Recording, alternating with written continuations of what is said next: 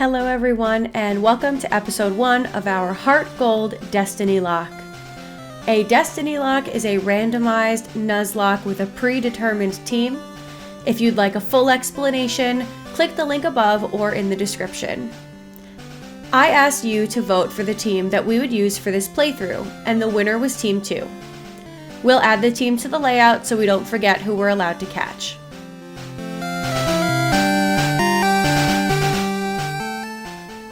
Then I asked you to vote for our starter. The vote was close, but in the end, the winner was Dragonair. We'll randomly select someone who commented on the previous video to name our starter after.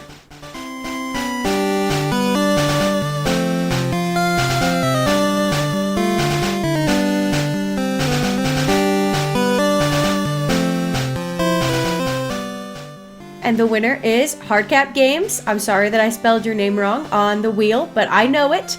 And here is his channel.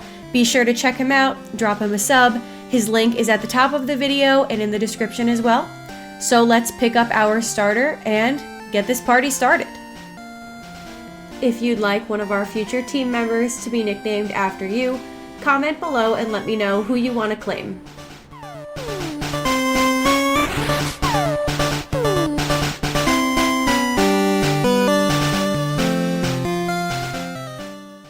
Since this game is randomized, we don't know where we might be able to get our encounters for this Nuzlocke, so it's important that we thoroughly check every route. Also, Nuzlocke rules don't go into effect until we get our Pokeballs, so now will be our only chance to grind without any potential repercussions. Since we don't want our Nuzlocke to start early, we won't pick up any items that we find on the ground until after we get our Pokeballs. We'll get a pair of running shoes and a map from this elderly stranger, and then pick up our Apricorn case. We'll also check Dragonair's ability, and it looks like he's got Shed Skin, which will be really useful, I think. We don't run into any of our encounters here, which isn't a surprise. We'd have to be really lucky to get an encounter this early in the game, so let's grab the egg for Professor Elm and head back to the lab.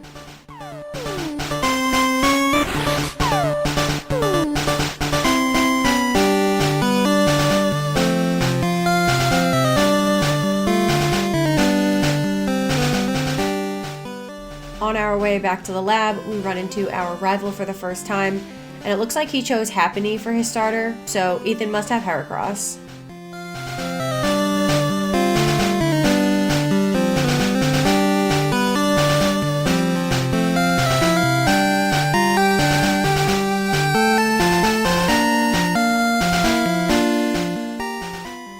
Once we're back at Elm's lab, it's time to name our rival.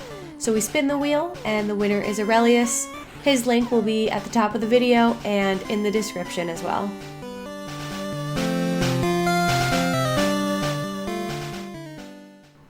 I actually can't quite fit Aurelius, so Aurel will have to do. Then Ethan teaches us how to catch Pokemon and gives us a few Pokeballs, which means that our Nuzlocke has officially begun.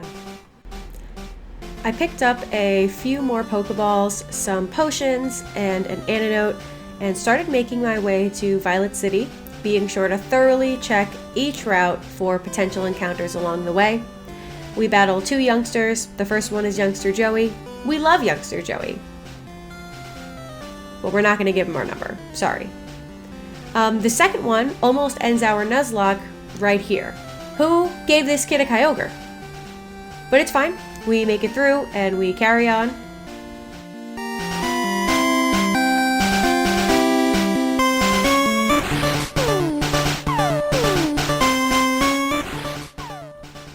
We don't find anything we can catch on Route 31, unfortunately, and we're trying not to get too over-leveled either. We also don't find anything in Dark Cave.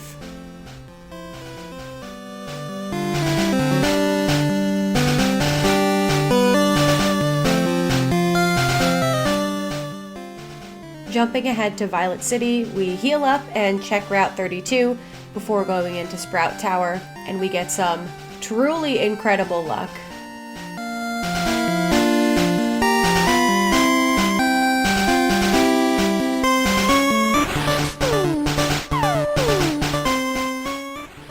Against all odds, we get our first encounter, and it's a Phanpy. He's so cute, and he'll be so useful to add to the team. But first we have to catch him, and we have to be so careful not to knock him out.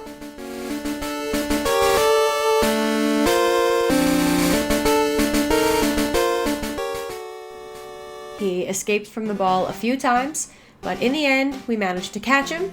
The only person who claimed this Pokemon in the comments of our last video was Hardcap Games, and he's already our starter, so we'll name Phanpy after our friend Square Root of Potato. His link will be above and in the description as well. I'm feeling much more confident now that I have 2 Pokemon on my team, so I'm going to level this guy up a little bit and then head to Sprout Tower next.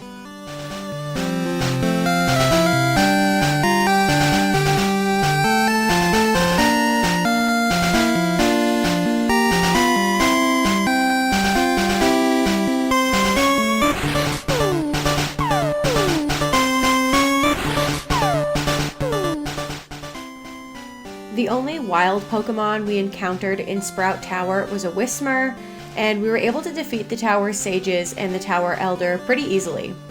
After we won our battle with the Elder, something weird happened to our game though. Maybe it's haunted or something, but I fixed it, crisis averted, and now it's time for us to battle our first gym.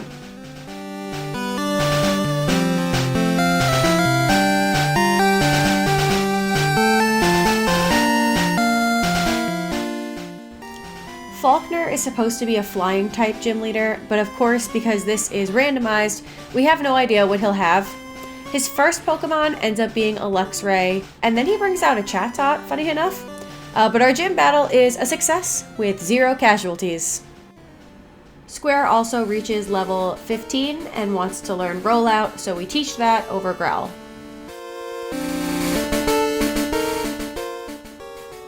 We get our first static encounter, which is the egg we delivered to the professor earlier.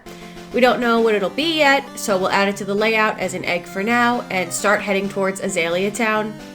On our way to Azalea Town, we pass through Union Cave, and unfortunately, we don't get any encounters here that we can catch. We have a few battles and pick up a few items, but nothing special. I would love to find some leftovers or a Master Ball, but no such luck. In a perfect world, we would get our hands on an EXP share, a girl can dream. Square does have pickup as their ability though, so maybe we'll get lucky with that.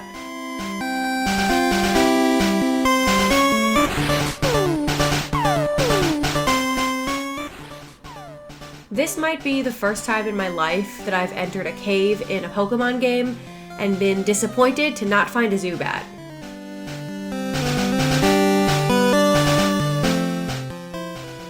While checking for encounters on Route 32, our egg hatches, and we get to add a Pidgeotto to the team, which is super awesome.